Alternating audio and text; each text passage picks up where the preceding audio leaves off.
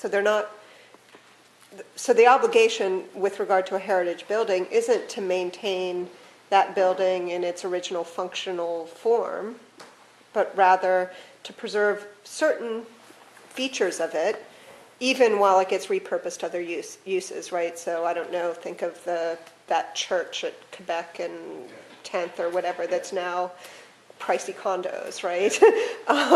As a case in point, it's a heritage building, but it's been divided up into units that each get sold and whatever, right? And so even if you grant that the environment is heritage, has heritage value, it's not quite clear that that's constraining enough to prevent, I don't know, various chopping up and selling off of aspects of that environment in a certain way. That seems that seems right. So perhaps there's got to be a distinction between major heritage sites and minor churches, just as there has to be a distinction between, I suppose, places like Banff and parts of the national park system and heritage and the rest of the environment. That seems right to me. And if you press me and say, well, how much should this value, this heritage value, count for, the heritage value of our natural environment count for in a cost-benefit analysis, I don't even have a ballpark figure. I mean, I don't know how much we currently spend on maintaining our heritage sites. So it's... Well, it's typically private, right? Like, so there's private ownership of many heritage sites. Yeah, Is that part of your... There are many that aren't, like the Fort of Louis. Sure, right. But with the climate, with the environment and climate change, I would think that most, in order to achieve the goals of redirecting the effects of climate change, right, or the vast burden is going to be borne by the private sector, private individuals, companies. Some could be borne by, well, so how does the public-private, maybe I'll just phrase this as a question, how would the public-private obligation fit in here? Yeah, I guess, so we're not talking about the applications of the framework, but we're talking about, for example, whether there should be a cost associated with carbon and other greenhouse gases. On the assumption, if you accept the assumption, I've not discussed the assumption yet, that there's a causal connection between rising greenhouse gases and destruction of the environment. And so you would then say, okay, well, we have all of these values that are affected negatively by rises in greenhouse gases. Those values include human welfare, but they also include other values in this calculus, the aesthetic values of nature, the cognitive value of nature, the heritage value of nature. What would be an appropriate taxation level on greenhouse gases that will create policies that are optimal to promote these various values? I see. So I understand the picture you're painting now. It's not that you're rejecting the cost-benefit analysis approach. It's that you're rejecting an anthropocentric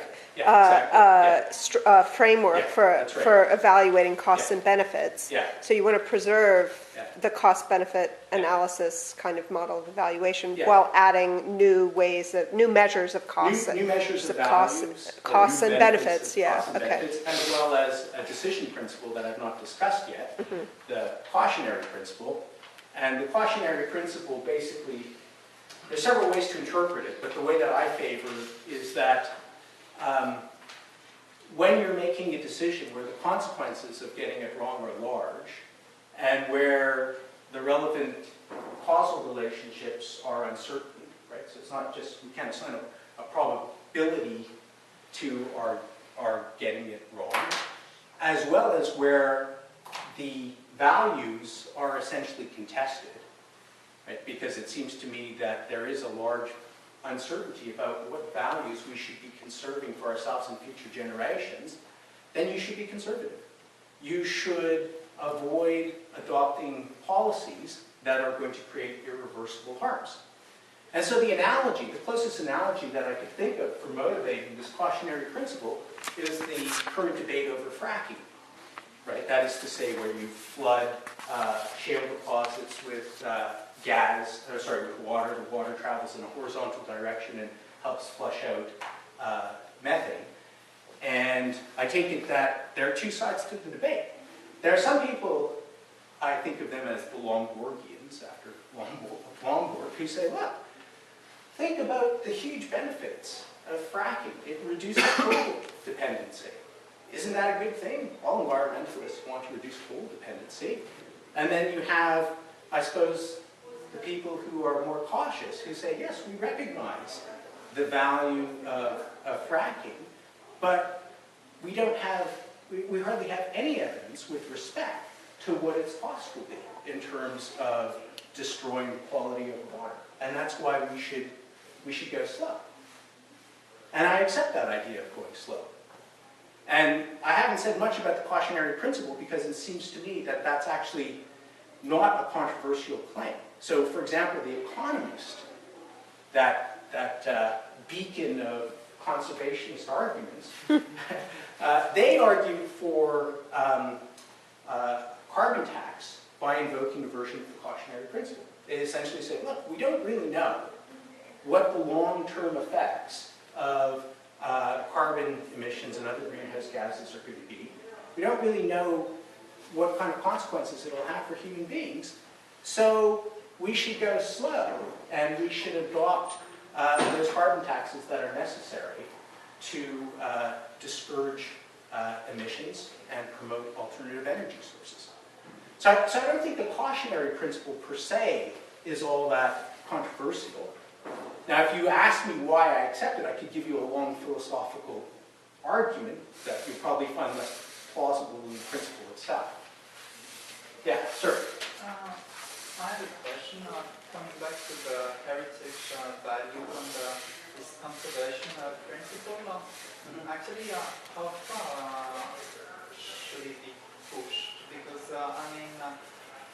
first you kind of pretend you are holding life still, and we are keeping living, creating, and there is limited space, so we kind of build all over the place. For the human side, for the natural side, there is hardly anywhere you can call a pristine environment, so what stage of environment should we preserve? And isn't there also a value in ruins and in lost things? Time, isn't it something that goes, and life, isn't it something that nourishes itself from death? So yeah. Well, I mean, you make a you make a fair point. If conservation of heritage gets out of control, then the results are unpalatable. But I suppose what I had in mind was something like an analogy between some of the great, still pristine areas, like the Canadian national parks, Banff, Jasper, and so forth, and the cathedrals of Europe. And just as, or the museums or other architectural splendors of Europe and our national park system. And I suppose that there is a fierce battle between architectural conservationists on the one hand and those who say, no, it's good to raise your architectural stock from generation to generation. It helps create places like New York City, for example. You're looking at me puzzled, but I mean, New York was, I suppose, around the turn of the 19th century. They simply took out all their heritage buildings whenever they wanted to build a skyscraper. But there's still a lot of heritage buildings left, right? Yeah. So, but, I mean, I think the ethos of parks. the time in New York, and Sure. presume it's the Okay. same in Shanghai now, is that, look at these beautiful human creations. Who cares about conserving our heritage? And I think that's a serious debate, and I'm not sure that I have anything novel to say about how to resolve that debate. Rome is also an interesting example. You have layers after layers of history, and we have built on top of each layer, and it's only when you dig out and when you have the forum is no longer what it used to be under the Republic, but nevertheless it's valuable as it is, and it's say it's quite valuable that people who live there build something else and keep on living and not just revert this structure as it was thousands of years ago. I don't have a knockdown argument for you. So I think your argument is in some ways similar to my colleague's argument, which is to suggest that the measure of heritage value or the measure of aesthetic value is what people do in fact prefer. And to set this argument up, essentially what I'm claiming is that, well, even if people don't prefer to conserve their heritage or they don't prefer to conserve their museums, they ought to, because those things are valuable independently of human desires. And if you say, well, I just reject that claim outright, human desires are the measure of value, I don't have a short argument against you. I'm not even sure I have a long argument against you. Yes, sir. Well, one thing is I don't think there's any such thing as a pristine wilderness. That's a fiction. There hasn't been thousands of years. Yeah. But I have a question that's not related to that, which is, so are you, with the cautionary principle, as you see it, is it a refinement on cost-benefit analysis, or is it a rejection of cost-benefit analysis? So if you people like Whiteside argue that that the precautionary principle is, in many regards, the opposite of classic cost-benefit risk analysis. Yeah. But I'm not sure that's what you are saying. I guess that's a kind of that's a difficult question, and part of the difficulty, I suppose, reflects some uncertainty in my mind about exactly what cost-benefit models are committed to. But let's put it this way: if cost-benefit models are not committed to costing the effects on future generations, then I think I reject cost-benefit models. Well, I think the difficulty is that, in my understanding of cost-benefit analysis, you have to be able to assign a cost, or at least a probability. Whereas within the precautionary principle, you can't necessarily assign a probability. Yeah. And so it's not possible to put a number. And so then it becomes a question of, do we apply cost-benefit analysis to a situation where we don't have any reasonable estimate, but we do have an expectation that there may be irreversible harm done. Yeah, that's interesting. I mean, I think you're right that the most plausible way to frame the precautionary principle is that it's a decision principle that applies to situations of choice under uncertainty as opposed to choice under risk. And the principle says that when you can't assign probabilities to outcomes, so you're in choice under uncertainty, you should aim to minimize the worst case outcome. So in that sense, it would depart from cost-benefit analysis. But I have to admit, I've not thought through how the precautionary principle fits with mainstream cost-benefit analysis. I would say to go further in this way, the precautionary principle distinguishes itself from the cost-benefit analysis in the very fact that cost-benefit analysis is based on probability assignment. So it has nothing to do with future generation, because insurance is based on insuring against the events in the future, and but you have to do this assigning certain probabilities. So you have causal connections which are well identified, and you just weight them. Yeah. Whereas in the cautionary principle, you accept the fact that there are fundamental uncertainties that you cannot even to which you cannot even assign any probability, and you go out of the reasoning with probabilities. Yeah. And It's when you push cautionary principle to its limit, that's why you start having some self-contradiction, because you are not even certain of what possible bad consequences. Right. You are in this absolutely black zone where you don't know. Right. Well, but I take it there's going to be a lot of intermediate cases between one where you can assign no probabilities and the other extreme where you can assign probabilities to all outcomes. And there must be cases in between them where you can assign approximate probabilities to the likelihood of a worst case scenario. Which is an extension of the cost-benefit analysis, and it's true, it's well refined. So if you look for economic theories, you will look more into the insurance theories. Okay, well, but that would mark a departure between, I suppose, the framework that I'm putting forward and cost-benefit analysis, because I said at the outset that I take it as axiomatic that the interests of future generations count equally, and that's independently of whether someone now purchases insurance for them. I mean, there's a moral obligation to include their interests within your precautionary principle.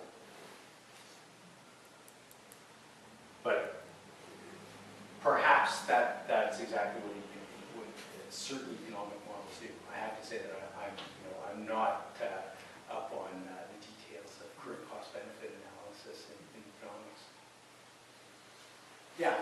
So getting back to the other values that tie in, and the fact that there other species have rights that have value that other non-human entities should be considered. I guess one of the questions within cost-benefit analysis is that when you do cost-benefit analysis, the assumption is that the costs and the benefits are equally shared.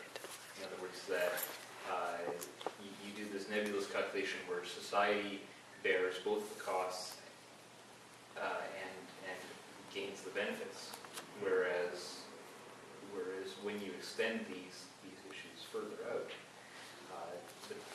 the who pays the cost or what pays the cost may not be who gets the benefit, and there seems to be an ethical problem in there that maybe we have to sort of question within cost-benefit analysis. So, well, I think that it's okay. So I agree with that. I mean, I think it's one of the starting points of what I'm calling climate ethics, that it's not only the interests of future generations that have to be costed, but it's also the interests of people outside of our society, right? I mean, I take it that it's one of the axiomatic assumptions that there are obligations to the poor even if they're not members of your society. I thought it was more radical in that humans are paying, if we take the justification to be that there's value in nature, then the nature is getting the benefit, society is paying the cost. actually, I meant it the exact opposite. I was thinking actually more in terms of I mean, I think some of these arguments apply to social justice and poor versus rich. And so it's going on with respect to the Enbridge pipeline too, is that you say, well, there's a benefit to Canadian society taken as of X number of dollars. And yeah, there's a cost of X number of dollars, and at the end of the day, you take the difference between those and say, well, that's your cost-benefit analysis. And the problem with that is that the people who get the money aren't the ones who suffer. Yeah. For the So, consequences. okay, if that's your point, I agree with it, and it actually touches on an issue that I left out because I left out my discussion of standard human rights theories. So one of my criticisms of standard human rights theories, they identify rights with right to life, right to health, right to subsistence, is that the rights that these people like Simon Kania work with don't include rights to one's culture. And so it seems to me that part of the issue that arises with respect to Aboriginal peoples, including Aboriginal people in the north of BC, is that the consequences of having one's culture destroyed because one's environment is no longer able to sustain the culture, those interests are important, and they ought to count in any adequate theory of climate ethics. So I guess my approach to the Enbridge issue is that it seems to me that there's a special consideration that arises when you evaluate the impact of projects that have the potential to greatly undermine a particular culture. Now, if you ask why that is, why is it that there are rights to one's culture, why one's culture is a primary good, that too is a long philosophical argument, but it does have, unlike many of these arguments, this one does actually have a fairly good intellectual pedigree. It's the kind of view that people like Will Kimlicka have described, and the basic idea is that being a member of an intact and viable culture is somehow indispensable for being an autonomous being. You need that frame of reference to make sensible choices. That's the sort of the standard argument. I'm not sure that I buy all the details of the argument, but I definitely do buy the idea that in an anthropocentric theory of welfare, an important constituent of human welfare is having a culture that's viable. It sounds like the case is raising the argument in favor of rights theory. Because if you're doing the cost-benefit, and even if it turns out that, taken abstractly, the benefits override the costs, and we've added in the interest of the Aboriginal group, but they're not getting any of the benefits, then there still seems to be something unjust, even if the benefits outride the cost. If the people bearing the costs are getting none of the benefits, I take that to be the point. So it would, Right, and so the only way to solve that would be to say there's some sort of right that... well, there are several ways to solve it. You could solve it from a utilitarian perspective by saying that an important constituent of human utility is to have a viable culture. And so you wouldn't necessarily say that people have a human right to their culture. You would say that But it's at least possible on a cost-benefit, so even if all we're doing is cost-benefit, we take that into account. Yeah. It's still going to be possible for the benefits to stack up and override that interest. Yeah, And that's right. But if the people bearing that cost are getting none of the benefits, that seems unjust. Well, But I mean, I guess it depends on your intuitions about justice. If you put the scenario to me where the only way to preserve 5 Aboriginal cultures is for the lands of one culture to somehow be compromised, I suppose because I accept a kind of a utilitarian framework, I wouldn't necessarily say that that's unjust. But if I was going to accept the standard human rights framework, then I would say, yes, under no circumstances should we sacrifice a single culture, even if that's necessary, to protect 5 other cultures. I think it's more like, But that just go ahead. but that's a comparison between trading one culture for 5. Yeah. Cost-benefit analysis isn't saying that. It's saying put a dollar value on someone's culture. Yeah. And that's what I find. So Right. that's, I mean, so the Why wouldn't a response to your argument be simply to the cost-benefit analysis that has the problem that you described? That isn't just that the analysis is not fine-grained enough, right? So that that costs and benefits are not tracked properly.